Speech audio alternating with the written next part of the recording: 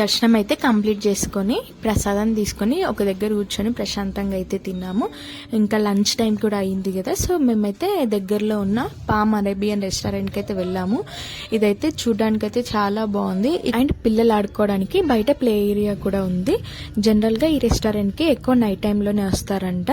Restaurant అంబియన్సే ఇంత బాగుంటే food ఇంకెంత బాగుంటుందో అనేసి మేమైతే ఫాస్ట్ గా లోపలికి అయితే వెళ్ళాము. ఎంట్రన్స్ లో అయితే ఒక గొరిల్లా స్టాచ్యూ ఉంది. పాపం దాన్ని చూసి జున్ను అయితే రియల్ దేమ్ అనేసి భయపడ్డాడు.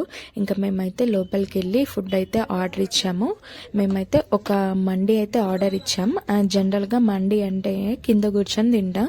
మేము ఆఫ్టర్నూన్ టైంలో వెళ్ళాం కాబట్టి సర్వ్ చేశారు మాకు. ఫుడ్ అయితే అస్సలు బాగాలేదు. మేమైతే ఫుల్ డిసప్పాయింట్ అయిపోయాము.